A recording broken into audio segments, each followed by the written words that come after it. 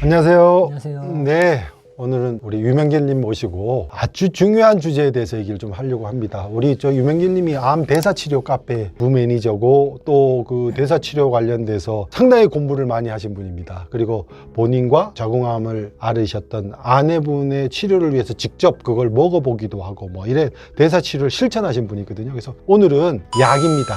약과 보조제를 어떻게 활용할 것인가. 아마 관심들이 많으실 텐데요. 그거에 대해서 한번 얘기를 좀 나눠보도록 하겠습니다. 네.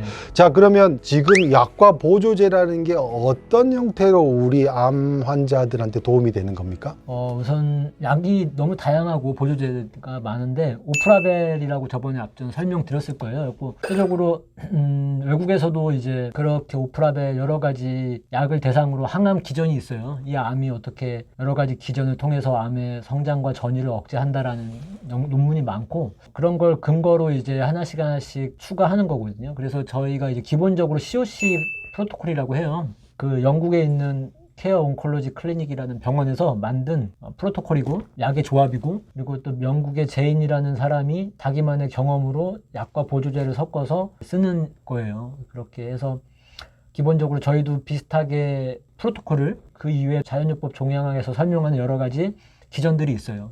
암에는 비정상적이게 이러한 신호가 강해져 있다. 이런 신호를 억제하는 것은 이런 보조제가 억제한다. 이러한 약물이 억제한다. 그래서 암의 대사와 여러 가지 신호, 비정상적인 신호를 억제하기 위해서 약물과 보조제를 사용하는 겁니다. 아, 그렇군요. 그러면 저기 아내분은 처음부터 그렇게 드셨나요? 아니면?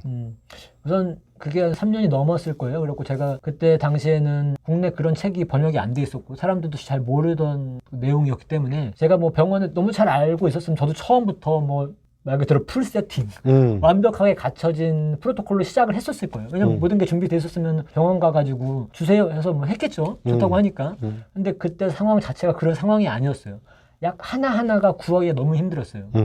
병원 가면은 이상한 사람 취급받고 이런 거 해봤자 네가 뭘 아는데 그런 얘기를 하냐? 그래서 논문을 들고 다녔거든요. 외국의 사례를 들고 다니고.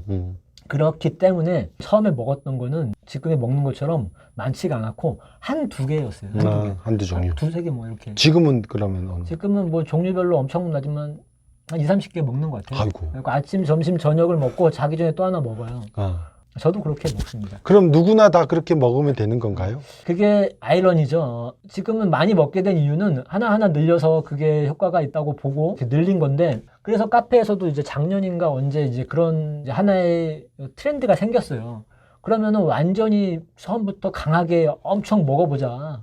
그렇게 하면은 되지 않겠냐. 근데 처음부터 그렇게 많이 접근하게 되면은 제가 봤을 때는 환우들은 그거를 다 이해하기 전에부터 완벽한 거를 2-30알씩 계속 마시면서 먹어야 된단 말이에요. 부작용이 있죠. 심리적인 부작용도 있죠. 사람들이 약 하나 먹는 것도 무서워해요. 사람들이. 보조제도 약이라고 생각해요. 근데 사실은 보조제는 약이기보다는 식품이에요. 건강기능식품. 왜 법에서 식품으로 분류했는지는 말 그대로 식품에서 나온 추출물이기 때문에 그래요. 그래서 처음부터 많이 먹어봤더니 항암 중에는 또 위가 많이 약해요. 그럼 위장 질환도 생기고 환자가 더 고통스러워하기도 하고 뭐 한 달 먹었는데 효과가 없는 것 같아. 이렇게 소리도 나오고 그러니까 비용 부담도 되고 내가 이걸 왜 좋은지도 모르고 공부도 안 된 상태에서 남들이 하는 좋다고 하니까 따라하기만 하고 지속 가능성이 없는 거죠. 이것도 하나의 그 식단이랑 비슷하다고 봐요. 물론 암 대사를 억제하는 것도 하나의 치료법이긴 해요. 암 대사 치료에. 근데 자세히 보면은 첫 번째 단계는 암의 비정상적인 신호를 억제하는 거예요. 그 다음이 대사거든요. 비정상적인 신호를 억제한다는 말은 후성 유전자가 이제 바뀌기도 해요. 음식이나 보조제에 의해서 3개월 걸린다고 말씀드렸잖아요. 하나의 꾸준함을 요구하는 거죠. 그러면 여기에서 궁금증이 드는 게 지금 공부를 하셨으니까 이제 지금 설명이 잘 되고 실천하실 수 있는데 저거 한번 해봐야겠다고 하는 분이 좀 쉽게 그리고 막 공부 머리 안 터지게 그냥 좀 어떻게 접근할 수 있는 그 안내를 해주시는 어떤 방법이 가장 그렇게 한번 시도를 해볼 수 있는 방법입니까? 저는 이제 기본적으로 제가 추천드리는 처음에 여기를 입문을 하는 방법에 제가 추천드리는 거는 우선 환자랑 보호자 공부를 해야 돼요. 공부를 해야 된다. 예. 그리고 기능의학 병원에 가셔야 돼요. 근데 기능의학 병원에 가신다고 선생님마다 달라요. 또 다르게 또 처방해 주시는 분도 있고. 근데 환자가 이제 그거에 대해서 알고 공부를 해서 얘기를 해야 되거든요. 그래서 처음에 만약에 정말 공부가 안 돼 있는 사람이라면은 어떤 의사 선생님이 말 그대로 10가지 약을 처방해 줄 수 있어요. 건강기능의학을 표방하시는 선생님들이 많이 계세요, 이제는. 예. 저희 카페 리스트도 있고요. 카페 리스트 있답니다. 리스트에 가시면은 그런 기능의학적 접근으로 암을 치료하시려는 훌륭하신 분들이 많이, 공부하시는 분들이 많이 있습니다. 근데 만약에 환자와 보호자가 이걸 잘 모르고 그냥 가서 맡긴다, 모든 거를. 표준 치료하는 거랑 비슷해요. 사실 전 그렇게 생각해요. 모든 거를 맡기기보다는 하나의 지금 옵션이고 하나의 대안일 수가 있긴 해요. 그런데 선생님이 이제 10가지 약을 처방해 준다. 그럼 모르고 그걸 내가 계속 몇 달을 먹어야 된단 말이에요. 몸에서 상당한 거부감이 들어요. 그리고 아까 얘기했지만 각 시그널, 암의 비정상적인 신호와 에너지를 억제하는 방법은 원리를 이해하면은 약이 꼭 아니더라도 운동과 그리고 수면과 식단으로 어느 정도 조절이 돼요. 그래서 제가 혈액 검사를 왜 주기적으로 해야 되냐면은 여러 가지 수치가 이 신호를 잘 막고 있구나, 못 막고 있구나를 보여준단 말이에요.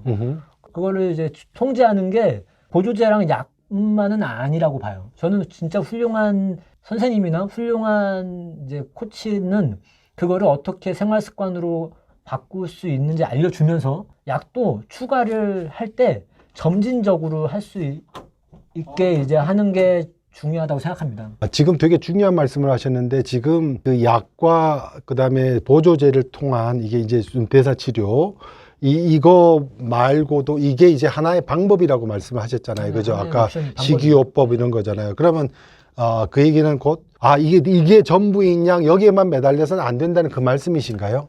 그렇죠. 이 약만 먹어서 뭐 낫는다. 그렇게 지금 접근을 한다. 그러면은 지금 저희가 표준 치료에서 예를 들면 항암제 있잖아요. 네. 항암제만 먹고 암을 치료하겠다랑 비슷하다고 봅니다. 근데 뭐 항암제랑 뭐 제가 표준 치료를 부인할 건 아니에요. 뭐 최고의 두뇌들이 뭐 최고의 하나의 안전화된 프로토콜이죠. 환자들이 노력 안 해도. 하지만 정말 완치하신 분들을 보면은 그 항암제 표준 치료 이외에 개인의 노력이 엄청나요. 대사치료도 마찬가지라고 봐요. 그 대사치료의 암의 시그널, 항암제도 마찬가지지만 암의 비정상적인 거 그런 걸 억제하고 세포가 스스로 죽게끔 만드는 거를 똑같은 원리를 항암제로 쓴 거예요. 뿐만 아니라 암이라는 것 자체가 원인이 감염병이었으면은 차라리 약 한 번 먹으면 우리가 바이러스 걸리면 바이러스 치료제면 되잖아요. 그게 아니잖아요. 생활습관병이라고 국가에서 지정하고 있어요. 암은 바이러스가 아니라 생활 습관 때문에 생긴 비정상 세포의 엄청난 증식 속도에 인한 질환이란 말이에요. 그러니까 원인 자체가 생활 습관이란 말이에요. 그러면 그거를 교정하는 거는 오프라벨 보조제도 맞지만은 생활 습관이랑 그런 거를 같이 해줘야 되는 거라고 봅니다. 그러면 이제 마지막으로 정리해 보면 그럼에도 불구하고 이걸 한번 해봐도 시도를 해보는 것도 나쁘지 않다고 하니 뭐 필요성을 얘기한다면 어떤 건가요? 우선 저는 기본적으로 하셨으면 좋겠어요. 대사치료를 그러니까 먹는 거를 뭔가 먹는 거를 어떻게 접근하셨으면 좋겠냐면은 본인이 우선 저희 카페에서 이제 소개해드린 책도 있고요. 카페 내용도 많고요. 공부를 조금 하시고 가시는 거예요. 기능의학병원 추천된 기능의학병원에.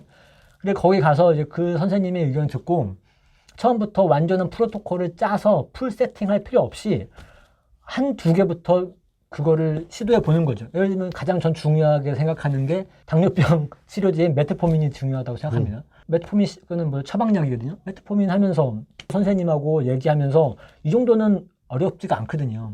책 2권 읽고 공부했으면은. 거기부터 시작해가지고 이제 상황에 따른 다 다르거든요. 항암 중일 때는 좀 굶기기와 또 죽이기라고 있는데 암을 억제해야 될 단계도 있고 암을 또 세포자멸세로 이제 죽여야 될 때도 있어요. 내용을 보면 좀 어렵네요. 어려워요.